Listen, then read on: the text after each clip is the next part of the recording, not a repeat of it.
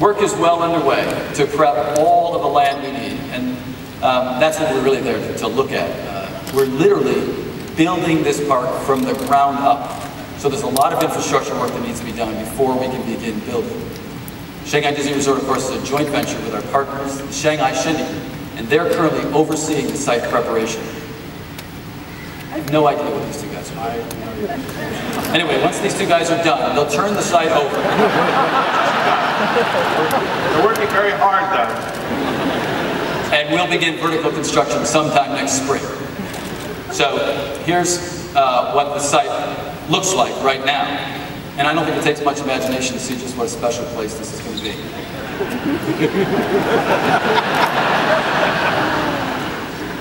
Okay, maybe it takes a little imagination, but this is why we have Bob Weiss and the Imagineers. So Bob, maybe you could fill in a few details of the Shanghai Resort. Okay, I will try. Sure, Tom, you've seen the site, and you know it's enormous. It's an incredible canvas, actually, to work on.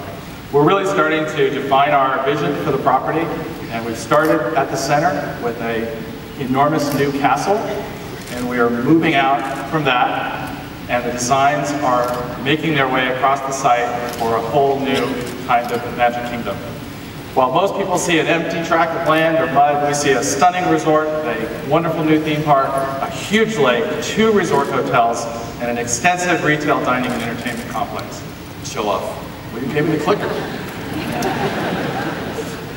Shanghai Disney Resort will be filled with classic Disney experiences, but created specifically and tailored to the people and the culture of China. We're well on our way into the blue sky phase of our development, and even a good deal of what you may see today will evolve and change over the next several months as we complete that process. This resort has actually been in development for almost 10 years, and we've done an incredible amount of preparation and research to get ready. We've met with many people in China, from students to writers to producers, to get feedback on the best way to deliver our Chinese stories to this audience.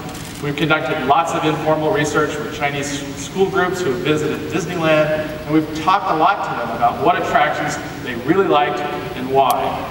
And we've spent a lot of time traveling and exploring this incredible country, traveling throughout the country to incorporate as much authenticity into our designs as possible. You see, I'm not the only one that's taken some great trips and called it work. We're very conscientious.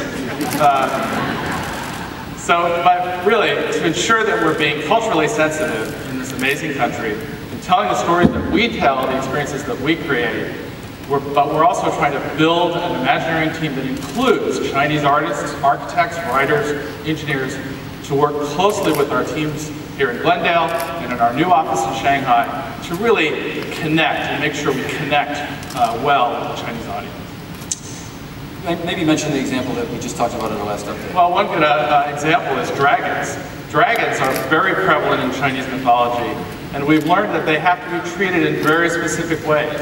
So we actually considered having a dragon show scene down underneath the castle similar to the way we have in Disneyland Paris. However, because the dragon can actually represent the Chinese nation as a whole, we thought about putting a dragon in a dungeon, probably not a good idea. So one of the things I'm most pleased about really is the incredible level of thought and detail that you and the whole team are putting to every single aspect of the park. But on that note, let's talk a little bit about the castle. Well, all of our castles are incredible, but we think Shanghai Disneyland's castle is going to be a wonderful, immersive thing unlike any that we've ever built.